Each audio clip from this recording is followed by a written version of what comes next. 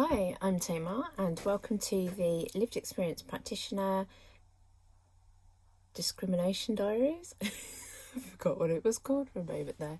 So, basically, I'm documenting my sort of experiences trying to gain pro bono legal support to fight discrimination that I've faced as a lived experience practitioner. So I'm someone who works in the lived experience professions. If you're going to be saying what the hell is that, that would be like a lot of people, and effectively I'm someone who uses my experience of living with a mental health condition within the work that I do. So that's me. So anyway, what I've been trying to do, without going into hella lot of detail as to the actual specifics of the discrimination itself or the process itself, is to really try and document the impact that going through these processes have, and also just to really talk about it, because what I've found through going through this process is that I'd known that I wasn't the only person, and the reason why I knew that I wasn't the only one was because I've got quite a wide network of other people who do sort of lived experience work, and from just having discussions between us, like, we all know that there's discrimination, we face similar things. However, without me having those links, I wouldn't have known that. And to be honest, I think by now, particularly after 8 years, I'd have been thinking that, a lot of it was to do with me, or I was the pain in the arse, or I was a troublemaker, or I was the I don't know, that basically it was my fault and I was rubbish. And it's only been because of keeping up with other people and knowing sort of through literature, conversations, etc., that this is a real thing, that I've been able to keep that kind of ahead somehow, in front of me, to try and remember that, really, because I think if you're in a situation like I've been in, or I am in, or other people like me are in, it's pretty gaslighty. You eventually, I think with just any human being, if you are told or made to feel as though you are either not competent, or you don't know enough, or you're not good enough, or not equal to, eventually you will you'll absorb that and you will become that.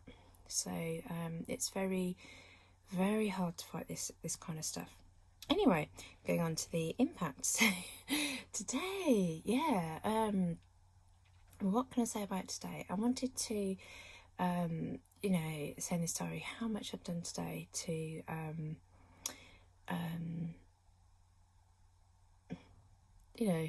how much I've done today in my fight against discrimination. In actual fact, what have I done today? Actually, it feels like sod all, but also I think it's kind of it isn't sod all, really. It's part of doing this is keeping yourself well, and keeping strong, etc. So although I've got a load of stuff planned, what actually happened was I woke up this morning, the post came, and this is what set me in a good mood for today. So anyone that's been, I suppose, following me or knows me in person, up until a few weeks ago, I didn't have the face piercings that I had. So I kind of, yes, they got a little bit impulsively, and yes, I was a little bit pissed off at stuff going on around me. However, I had wanted to get them done honest. But basically, I've got these two done and this one done, and they were all kind of mismatched because I did it at different times, and they had different jewellery in and stuff, and I just felt really, really conscious that it looked a bit lopsided and weird. So I got some matching jewelry, and essentially it was kind of big and in your face, and it was like, I am Pierce kind of thing. And the thing is, like, although, like, obviously I wanted to get these piercings done, I was kind of like, let's just say, you know, maybe 1996, 1998, sort of like late 90s Tamar, you know, like maybe then I've been after, you know, kind of that kind of look, or more to the sort of kind of gothy in your face, kind of like, you know, kind of like, fuck you, fuck off, blah, blah, blah. Which is kind of how I've been feeling with all the shit that's been going on. However, I also felt really conscious. I had this kind of like quite big piece of joy. So anyway, today, post goes me doing a little bit of shopping at AliExpress because I'm obviously really classy like that, and some of these little bits of smaller jewellery arrived, and I just feel a lot more comfortable because it's exactly what I wanted, and it's more kind of, this is more 2020 Tamar. It's more kind of you can see it looks a little bit red because basically I switched it over and it's not completely healed, but the thing is, they're just nice little, nice little sparkle, a little star, got another little star on that side, a little teardrop, and a little, this is a heart, keeps turning up the wrong way. Let's see. It is a heart, honest. Oh God, no, it looks like a star. Oh, I've said it. Anyway, basically I've got these little sparkles, and I'm just feeling a bit better about it. So I can't believe I've just sat chatting for ages about basically getting a few little bits of jewellery in the post, but it is kind of relevant because why is it relevant? It's relevant because, you know, I've been feeling so crap, and I keep having the impact of going through this is that basically you can't get it out of your head. It's just there all the time, and there's just something about doing that this morning that felt a bit nice. It was good. And the other thing is that prior to putting this jewellery on, come downstairs to kind of like, you know, like just do bits of stuff and sterilise it, and kind of, you know, you have to sort of keep cleaning the sort of like the where it's been pierced for a while anyway. And as I came down, what I noticed was that I was talking to myself, and I was chuntering and kind of so I hope he does this when he's kind of, he's always talking to himself because, I don't know, he's stressed and what have you. But then what I've noticed recently is I've started talking to myself, and I'm kind of I'm having all these conversations in my head. I'm getting really wound up, and what I've noticed is I come down and I'm like, you know, and kind of like all the sort of hand movements and stuff, and just kind of really kind of like having very agitated, angry conversations. I'm going through things all the time that I'm trying to say to a lot of the time it's to try and justify it's kind of basically over and over again, and ruminating on, actually, this is how I've been discriminated against, this is how I can prove it, this is how to make it real, this is a real thing, it's not my psychosis. I don't really have psychosis.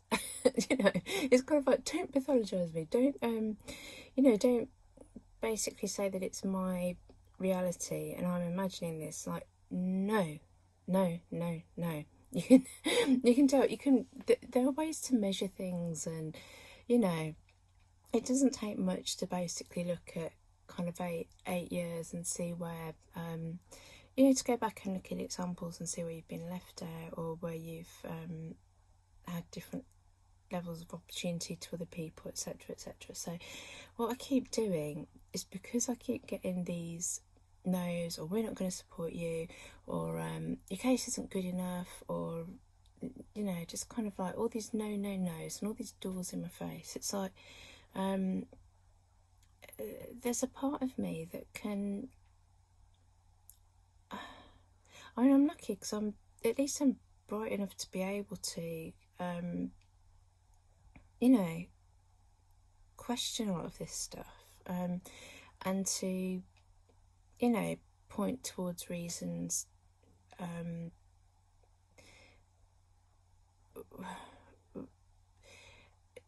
Basically, I'm able to back my arguments up either with examples, case studies elsewhere, literature, what have you, and I'm able to do that, and a lot of people aren't able to do that. And also, although this has really impacted on my health, there's no two ways about it, it's massively impacted on my health.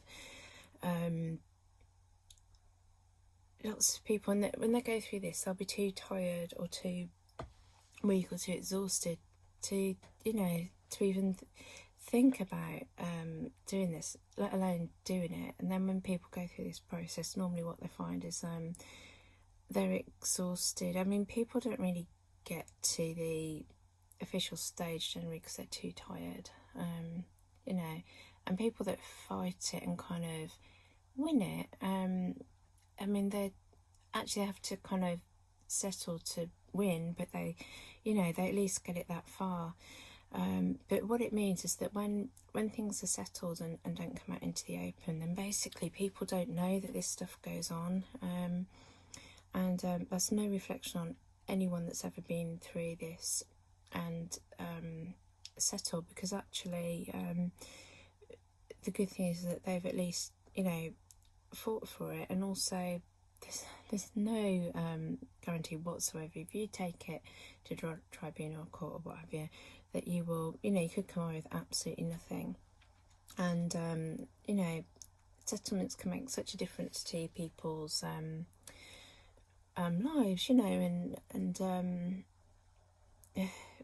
sometimes it means people are able to buy medical treatment for themselves or for their family that they couldn't have afforded otherwise, and things like that. So it's it's absolutely can absolutely understand why people do it. The sad thing is that the impact of it is that other people don't get to know about it, and there's non-disclosure agreements and what have you, which means that people can't talk about it, which means that other people don't know it's happening. And also, even for organisations, I mean, ideally, and from people, organisations are made up of people, and I'd say that the people I work with, they've gone into mental health for a reason. Most people are decent at heart, they're not these awful ogres that are out to get you as individuals, and then you kind of have this organisation that people put into, and then they kind of end up sort of, it's a bit like theatre where everyone has to play their part, and lived experience practitioners go right to the bottom, and their part on the stage is that scapegoat bit where they kind of absorb up all the problems and stigma that exists. Anyway, I don't even know what I'm chatting about. I'm just rambling today. But yeah, this kind of whole ranty thing I had going on this morning is interesting, because I was noticing it afterwards and thinking, what happened was there's another thing that I've got to be really anxious about, which is that like a lot of people who live with a what do you call it? Mental health disability, mental health condition, mental health illness, trauma. I don't know what you want to call it, but basically, I'd say mental health disadvantage when it's within the society that we live in. So reaction to trauma, whatever you want to call it, but yeah, I'm talking about sort of what used to be called disability allowance, or is now called a personal independence payment. And mine is coming up for renewal. I think it's at the beginning of next year.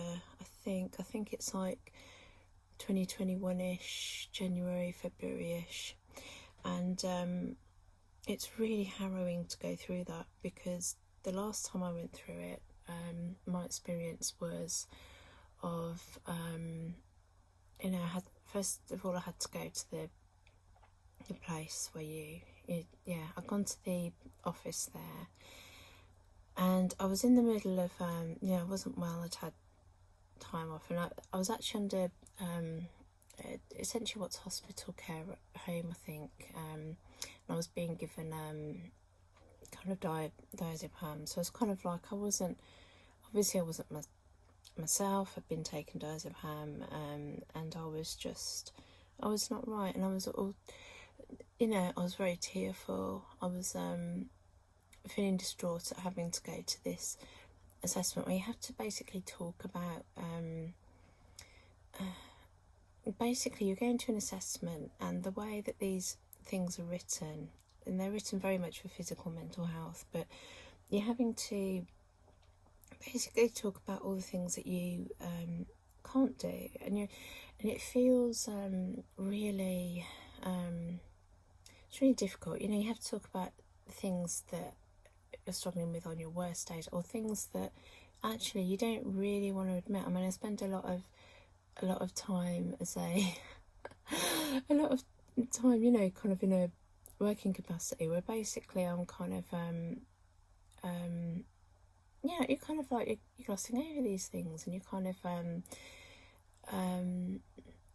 you've got that pretense bit of an act of kind of being normal, and then sometimes you forget you forget that there are these things, and the issue that we have is that in order to function we need additional support. So things like this disability allowance, or things like the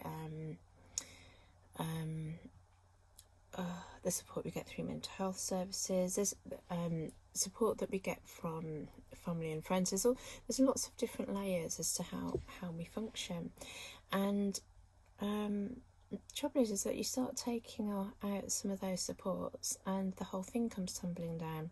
And this is what had happened last time. Basically, I wasn't right. I had the stress going up to it, and I went in, and this bitch, basically, it's absolute. I'm just gonna say it, motherfucking cunt. And you might be, but no, seriously, there's no excuse for what this woman did. I'm sat there in absolutely sobbing my heart out, and I've got this bag full of unopened posts that inside it has got, evidence that she will need, but that I haven't been able to sort out. I feel so angry about this, but when I came away and got the letter back, which was saying, that basically that this thing had refused my PIP. And the reason why I'm so angry with it is that basically she went through and she gave, because you get scores for each thing, and she gave me a 0 score through everything. So essentially she was saying, like, there's absolutely nothing wrong or disabled or anything about this person. And it was it's horrific. I mean, she saw me when I was under home treatment. That's like hospital treatment at home through your local mental health service. She saw me when I was in the middle of like a course of diazepam to monitor my moods. And after that, the impact of having that refusal, first of all, basically I had 6 months where I was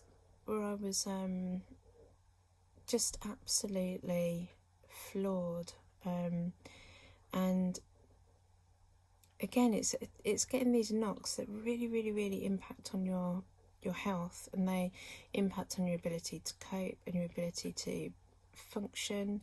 And this woman, you know, I had a year to go through of getting that, of having to go to, again to, it was to, I had a mandatory reconsideration. I can see now why this is on my mind, and also why both the this grievance that I'm putting in and this PIP thing are really hurting, basically, because I think the first process that you go, which is through, you know, you see someone, they decide to assess you, and that's a bit like, you know, that kind of the informal stage of my grievance. And, you know, both times I've gone in, and although I was kind of scared of what might happen, I was thinking, well, actually, there's a chance that this will go through, because of, you know, just go in, just be honest, just kind of, you know, let them see what's going on. And both times I came out and was like, ugh. So then the formal bit, I mean, this, like, after I went through that PIP experience, and part of the process to contest it is that you have to have a mandatory reconsideration, which basically is okay. It's, basically, I don't know where you're watching this from, but if you're in the UK and you're disabled, you know all about this. If you're not from the UK, essentially, the government has employed, because we've got our Department of Work and Pensions, but the government's employed kind of like commercial agencies to go through these PIP assessments. So, right, sorry about that. Yesterday, when I was doing a video diary, what happened was my husband called me, and then, of course, that made the video go off, and I thought afterwards it was still on. So I was there yabbering away to my iPad, and it wasn't recording. So yeah, I'll just try and finish what I was saying yesterday, and wrap it up a bit, which is, I think I was talking about PIP, mandatory reconsiderations, and essentially mandatory reconsiderations are done by the same company that looks at it, that has done the first report. And what happens is a second assessor takes a look at the first assessor's report. All they see is what they've written, and they don't see any of the evidence you provided, and they you know, so basically they're always going to come to the same conclusion, so the odds are kind of stacked against you. And I was comparing this in my head yesterday as what I find is that as I speak, sometimes things click into place. And what I was thinking of particularly was that the if you've gone through an informal stage for grievance, and when you're going through a formal stage, essentially it's the same kind of organisation looking at the same stuff that you've put in before, like why you know, why is there going to be any different outcome? So this is what this is where I think there's the process touches on kind of raw stuff, and then knowing that I had to, I think during that process, go through, I had to wait for a year, didn't I, to get this up to a tribunal, and, you know, feeling scared and sick and ill, and, you know, kind of a horrible process. The only reason I could do it was because I had support, A, from my husband, but B, from really amazing lived experience kind of disability activist who very kindly gave his time to support me to do that. And I went to the well, no, I didn't even have to go to it, actually. I just provided them some evidence, and essentially they just said, yeah, you know, reinstill.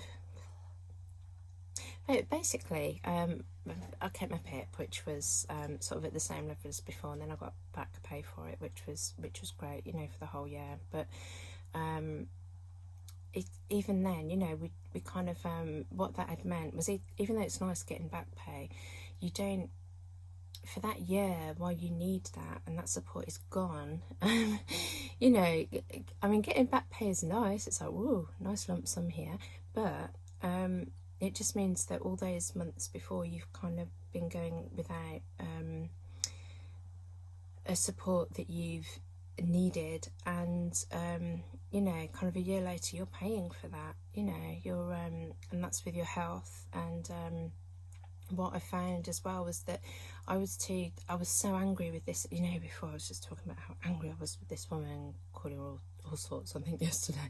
But anyway, the point is that I was, by then I was exhausted, and I didn't then have the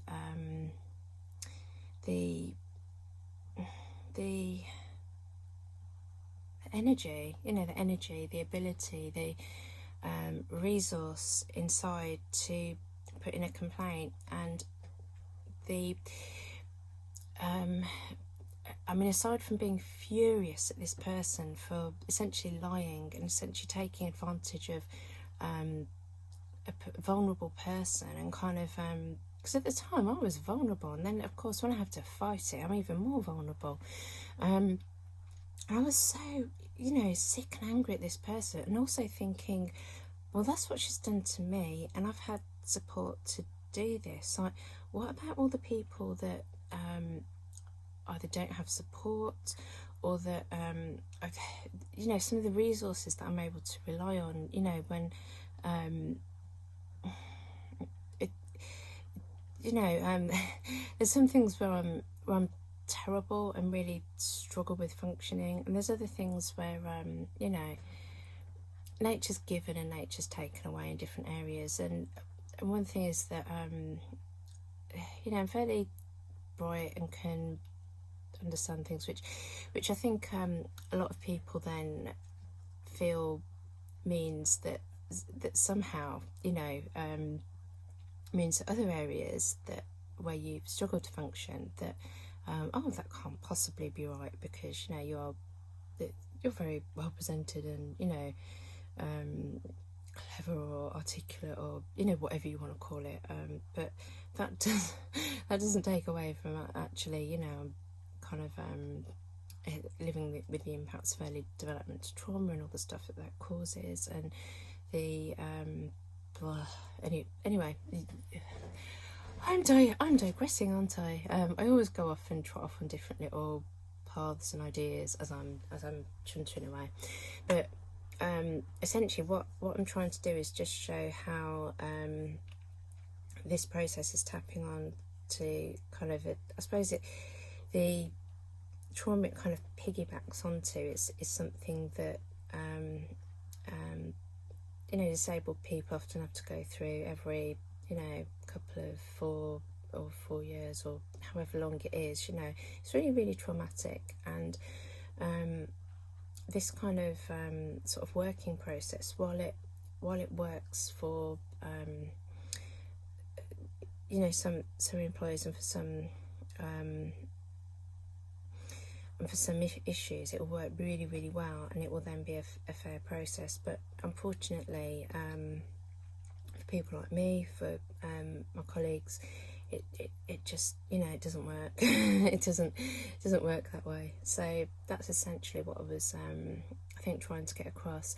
And the other thing is that it's on my mind, because in January I've got one coming up, so or February, I don't know, it's early next year anyway, and I'm absolutely crapping myself, and kind of yeah, I think the other day when I'd woken up and I was kind of like, you know, chuntering and angry, and kind of you know, kind of like having conversations with this, you know, I was imagining that I got the same assessor coming, and kind of like, you know, everything that I'd wanted to say before, but I couldn't do because I was too exhausted and couldn't complain, that, you know, I had visions of being able to, you know, say this and ask her, you know, what the hell are you doing, and how can you live with yourself, and what are you, you know, this is disgusting, like, how are you someone who, because essentially people that do these roles are supposed to